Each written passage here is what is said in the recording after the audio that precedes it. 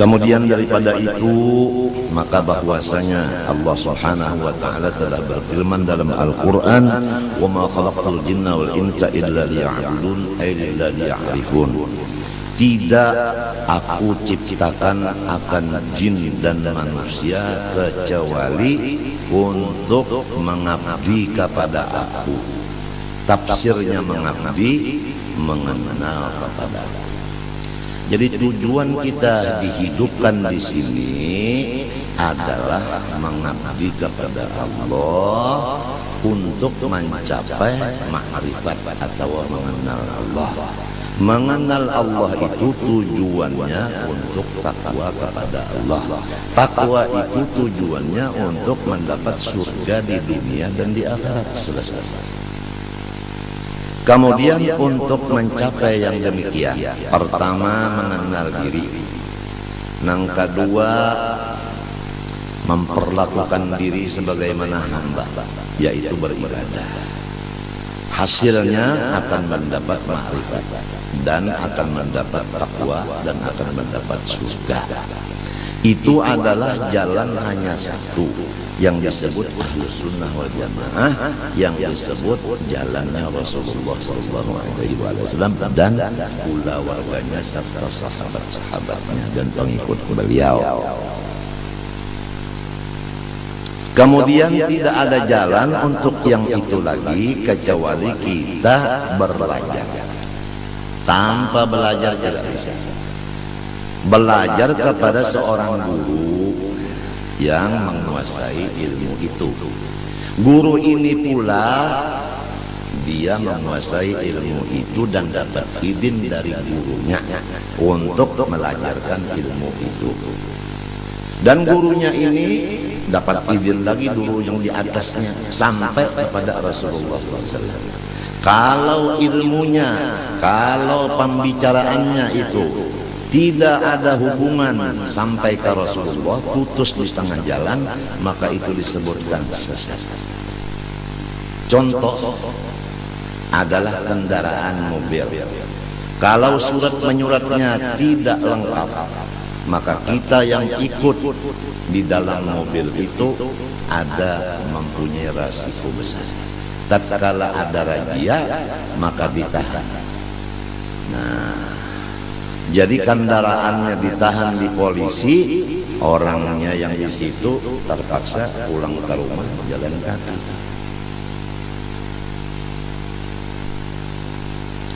Jadi harus orang-orang yang menjadi pemimpin masalah agama, terutama masalah ma'rifat kepada Allah, yaitu mengenal diri ini, harus orang yang menguasai ilmu agama betul-betul, yang berdasarkan Ahlus Sunnah wal Jamaah dan dapat izin dari syekh yang di atasnya. Kalau tidak, mohon melimpah daripada mobil itu ke mobil yang dijamin selamat.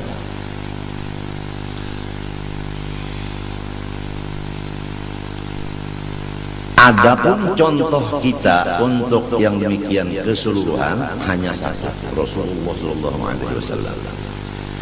Jadi bagaimana Rasulullah SAW umpamanya sholat? Beliau sholat itu mengatakan adalah khusyuk, dan beliau melaksanakan khusyuk karena perintah Allah supaya sholatnya khusyuk. Qad aflahal mu'minun alladzina hum fi salatihim khashi'un. Orang beriman itu beruntung. Tandanya nomor satu khusyuk di dalam salat. Khusyuknya Rasulullah dalam salat, coba kita belajar kepada guru. Guru itu belajar dari gurunya, dari gurunya sampai kepada tabi'in. Tabi'in ini belajar prakteknya dengan sahabat. Sahabat itu mempraktikkan apa yang dipraktikkan Rasulullah. Jadi sholat itu tidak bisa dilajarkan dengan mendengar-dengar begitu aja. Harus belajar praktiknya dengan orang yang sudah selesai belajar praktik. Bukan teorinya aja, bukan. Cara Rasulullah mengangkat tangan gimana? Cara Rasulullah meletakkan tangan di mana? Gimana? Cara Rasulullah meletakkan dua kaki waktu berdiri, waktu sujud gimana? Itu cara mata Rasulullah, letaknya kemana tujuannya? Itu cara bacaan Rasulullah gimana? Hati Rasulullah gimana? Itu harus dikuasai dulu. Misal contoh sholat. Nah, sekedar kita mencontoh sholat sebagaimana Rasulullah yang diajarkan beliau, sallu kama ra'aitumuni usolli, kamu sholat lihat sebagaimana saya. Tentu yang dilihat itu yang zahirnya dulu. Kalau yang zahirnya sholatnya udah lain, pakaiannya bukan seperti pakaian Rasulullah waktu sholat, mengangkat tangannya bukan seperti Rasulullah, bacaannya bukan seperti Rasulullah, rukuk i'tidal bukan seperti Rasulullah, bacaannya bukan seperti Rasulullah, udah nggak bisa dia mengenal diri. Otomatis dia tidak bisa mengenal Allah, otomatis dia tidak bisa mengajar orang lain untuk mengenal diri dan mengenal Allah, otomatis tidak bisa mencapai takwa kepada Allah, otomatis hidupnya sengsara. Kalau terjadi orang yang tidak mengikut Rasulullah hidupnya bahagia, maka itu tidak ada lain dari istidraj, lanjuran semata-mata. Itu yang disebut di ayat sanastadzum haitsu la ya'lamun wa umli lahum inna kaidi matin.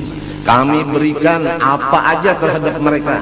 Kesehatan diberi, harta diberi, kekuasaan diberi, kemuliaan diberi, dan semuanya diberi.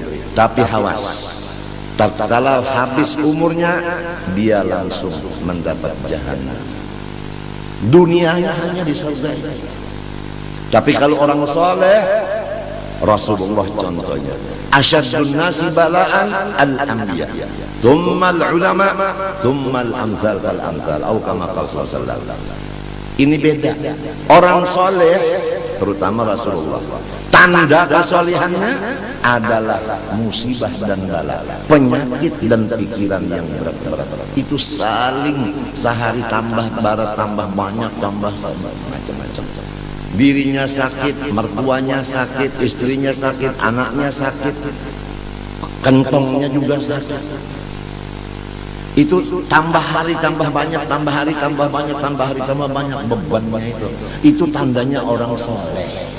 Kalau tandanya orang dilanjur, dia sehat segar bugar, istrinya juga, anaknya juga, keluarga juga, hartanya tambah terus, nggak ada apa, dilanjur. Seperti itu apa, kerbau atau sapi itu diberi makanan, diberi suntikan macam, akhirnya disembelih jadi kurban. Mau begitu? Tentu jawabannya no.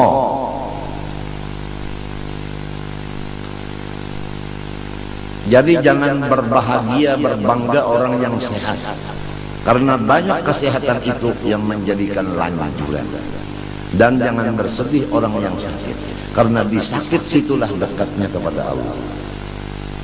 Manusia berbicara seenaknya karena dia belum sakit. Coba kalau terkadang dia sakit, gimana? Apa sanggup bicara begitu? Tatkala pulusnya udah habis, badannya sakit, istrinya sakit, mertuanya sakit, ibunya sakit, bapaknya sakit, anaknya sakit. Di sini ketahuan apakah dia hamba Allah ataukah dia hamba nafsu. Marah enggak? Sabar enggak? Ridho enggak? Nah, di sini. Jadi kalau orang itu ibadah dapat bala musibah, orang yang tidak ada ibadah itu Masya Allah meningkat keduniaannya. Kadang-kadang akhiratnya juga meningkat pada lahirnya. Tapi hakikatnya ibadah yang begitu meningkat itu dasarnya bukan ikhlas karena Allah. Dia tertipu dengan tipuan yang berjuta-juta tipuan di dalam ibadah. Jadi ujar Bang Nafi, waspadalah, waspadalah, waspadalah. Mudah-mudahan kita sepulau warga diselamatkan Allah dari gurur, daripada tertipu. Mudah-mudahan Allah menyelamatkan kita daripada tertipu. tertipu dengan ibadah, tertipu dengan kesehatan, tertipu dengan kekayaan, tertipu dengan pengikut, tertipu dengan macam-macam kesehatan dan lain-lain. Allahu Akbar. Kebanyakannya umat tertipu ini dua. Pertama sehat badan, yang kedua tidak ada kerjaan. Kalau kita sibuk dengan kerjaan, insya Allah bisa selamat. Kalau kita sakit, insya Allah banyak selamat. Tapi kalau sehat dan banyak waktu yang kosong, disinilah banyaknya tertipu. Ni'matan maghbunun fiha katsirun minan nas as-sihha wal faragh, kata Rasulullah.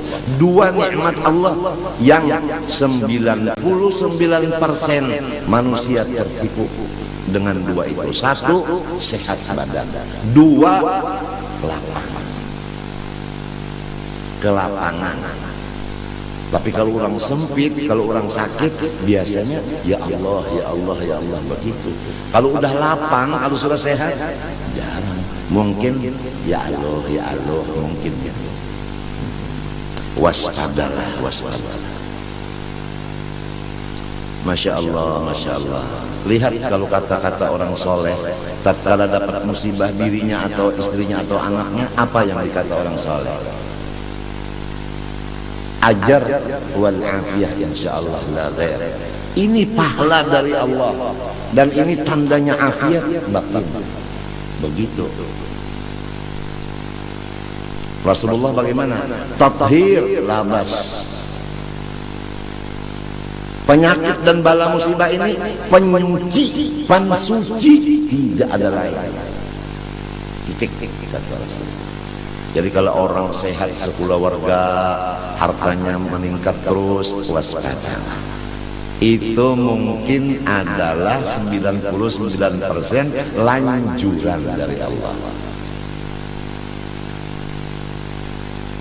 Tapi kalau orang sakit, kantongnya sakit, badannya sakit, istrinya sakit, anaknya sakit, aduh, syukurlah kepada Allah, karena Allah membersihkan.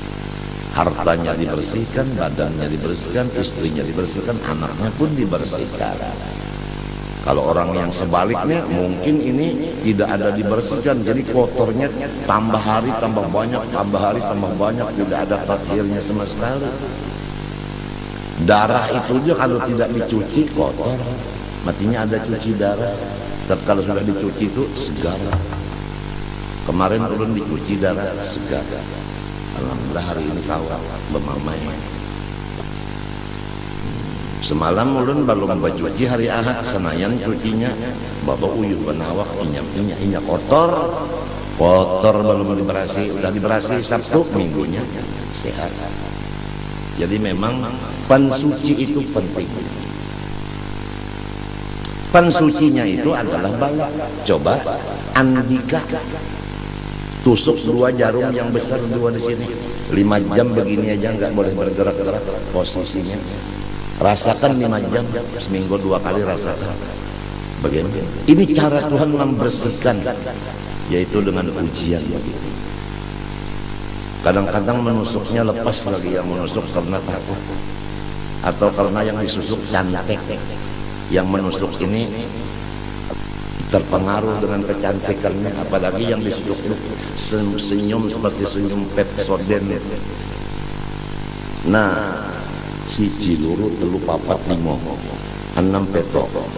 Yang kewalu, yang ke-9 baru dapat ditusuk. Subhanallah. Yang menusuk enak, yang disusuk lasa lenyap. Seminggu 2 kali, Masya Allah. Kalau yang lain-lainnya ketawa terus, gitu terus, karena dia tidak dirasakan tanda-tanda orang soleh di dirinya. Dia dilanjur oleh Allah. Sanastadrijuhum min haitsu la ya'lamun wa umli lahum inna kaidi matin. Apalagi orang yang zalim, yang berani kepada ulama, yang menentang kepada wali Allah Ta'ala, yang menghinakan kepada wali Allah Ta'ala, yang tidak memberikan maaf pada kesalahan orang-orang Islam. Coba lihat apa? Masya Allah, Masya Allah. Orang yang begitu namanya zalim, sifat keras begitu zalim namanya. Innallah yumli lidh-dhalim. Allah Ta'ala memberikan apa aja bagi orang yang zalim, tapi hatta idza akhadahu lam yuflitu, sampai masanya Allah menyiksa, tidak bisa dia melepaskannya. Emang kalau maling atau pencuri itu tidak ada yang tahunya sama sekali, hati-hati. Itu yang maha tahu yang akan memasukkan ke penjara neraka. Kalau pencuri itu satu pun nggak ada yang tahu, atau ada yang tahu itu pencuri tapi didiamkan, karena yang mendiamkan itu pencuri juga. Tapi Allah yang maha kuasa itu yang bakal memasukkan ke dalam penjara. Penjaranya di mana? Jahannama yaslaunaha fabi'sal qarar. Di sana nanti. Kalau penjara di sini sekian tahun bebas. Di sana khalidina fiha, kekal di dalamnya. Enggak ada istilah sekian tahun, enggak ada. Jadi kalau orang lepas dari penjara di sini jangan gembira-gembira dong. Kalau kesalahan banyak di sini, salah sama ulama, salah sama orang tua, salah sama macam-macam, jangan bergembira dong. Walaupun nggak masuk penjara di sini, di sana yang kekal. Ya mudahan kita dapat bimbingan dari Allah yang sebenarnya. Kemudian ini hari kita membaca sambungan daripada yang dibaca kemarin sebelum hari raya Kurban, yaitu masalah orang yang mengenal dirinya sebenar-benar kenal, kemudian akhirnya dia kenal kepada Allah, kemudian dia takwa kepada Allah, kemudian dapat surga di dunia. Nah, orang yang mendapat sedikit saja daripada itu ilmu, tidak ada lain kecuali melewat daripada Rasulullah SAW yang diumpamakan seperti Rasulullah itu lautan ilmu itu.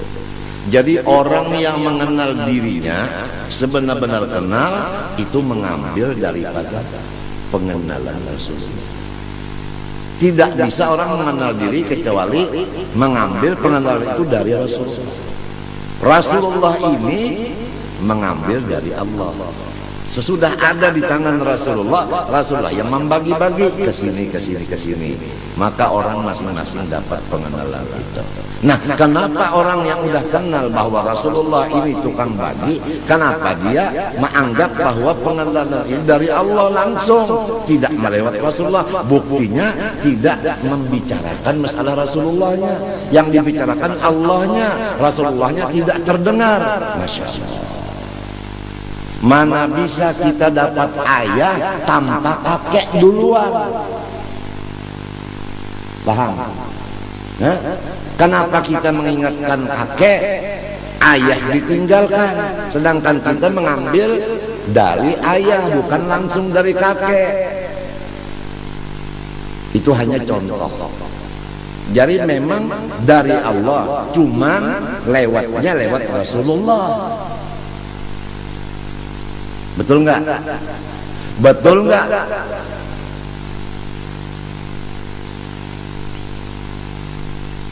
Pusat kada bisa langsung dari pusat, harus dari mulut, bukan dari daerah. Itu pemerintah punya urusan. Pusat itu mendapat hasil dari mulut. Kan pusat itu kenyang, hasil dapatnya dari mulut, makan. Mulut ini hasil dari mana? Dari kaki. Tahu? Kaki itu di bawah. Dari yang di bawah, mulutnya dapat. Mulut mengirim ke pusat. Jadi pusat harus ingat dengan si kaki ini yang di bawah ini. Jadi kita kalau udah alim jangan lupa dari guru yang asal melajari A, B, U, A, E, U. Itu jangan lupa sama guru yang awal itu tadi. Ini udah mengaji alim lupa sama gurunya yang melajari A, I, U. A patah A kasra I, A dhamma U, A, I, U. Bapak haba, bapak habi, babi haram.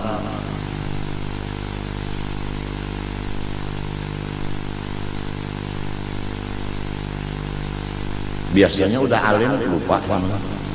Apalagi udah alim punya Mercedes. Gurunya yang asal melajari A, I, U itu tadi batukan, jalan kaki. Yang muridnya yang belajarnya udah pangkatnya tinggi, udah hartanya banyak, udah mobilnya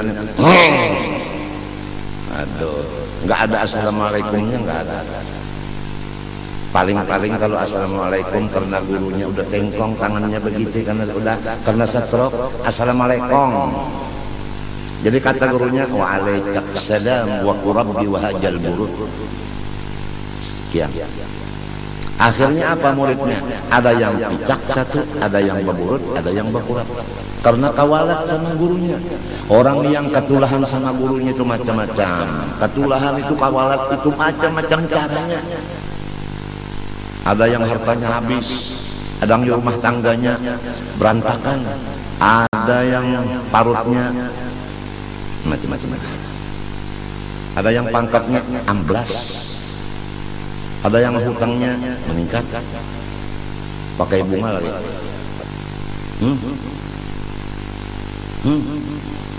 Carilah bank yang menguntungkan, jangan bank yang terusannya kerap, bangkrut.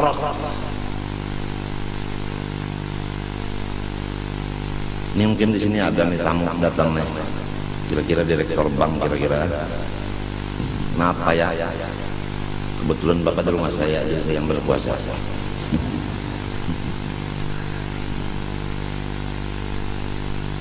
Kita harus ingat Indonesia dan dunia semuanya miliknya Allah. Lillahi ma fis samawati wa ma fil ardh. Wa in tubdu ma fi anfusikum aw tukhfuhu yuhasibkum billah fayaghfiru man yasha wa yu'adzibu man yasha wallahu ala kulli syai'in qadir. Allahu akbar. Sami'allahu liman hamidah. Rabbana walakal hamd. Bahasa di Makkah.